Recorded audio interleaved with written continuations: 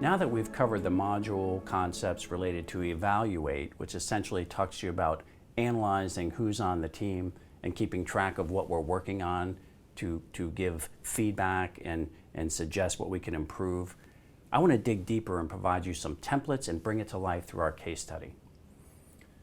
The first template is a very common tool used for profile descriptors, which is known as the Myers-Briggs. I remember in my days at McKinsey, they would have everybody do the Myers-Briggs on a team and understand how you come to a project, what your default tendencies are, and who else was on the team so that you can interact better.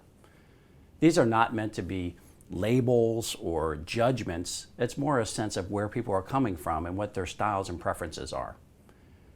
One of the dimensions relates to where your energy comes from. Other people are more inward, so that's extrovert versus introvert. Another dimension has to do with the way you pick up information, whether you're more sensing or intuitive. Another one has to do with the way you arrive at decisions, and if you analyze more of the thinking or the feeling capabilities. And then finally, there's judging versus perceiving. And all of these are critical for interactions, not to mention presentations, both within the team and with the client. One more template for you is a template that describes an individual development plan. Every time you go into a project, you should identify what your strengths and weaknesses are coming in, what you're going to emphasize and what you're going to try to develop, and then track your results against it. This should be shared with the team at the beginning of the project, midway through, and then at the end. So let's go right to our Better World Books project and look at the Myers-Briggs profile scale.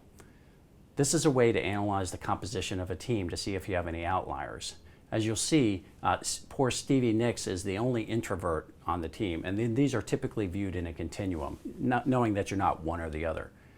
But the team had to make sure they didn't walk over Stevie during meetings and actually make sure that Stevie had a chance to contribute her ideas throughout the project.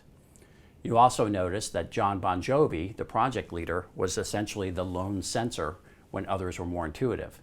And that's important to his analytical journey because he needed to help develop hypotheses to move the team forward and may have to rely on his team more to create those ideas.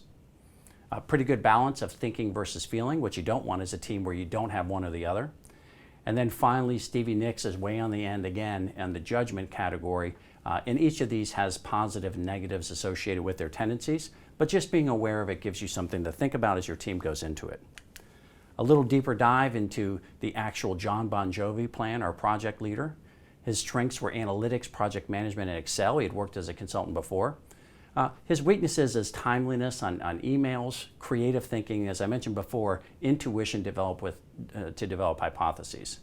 He had some specific goals. He wanted to develop a bit more on his PowerPoint, but in particular, his area of emphasis for the team was storyline development and telling the story through the project and at the end.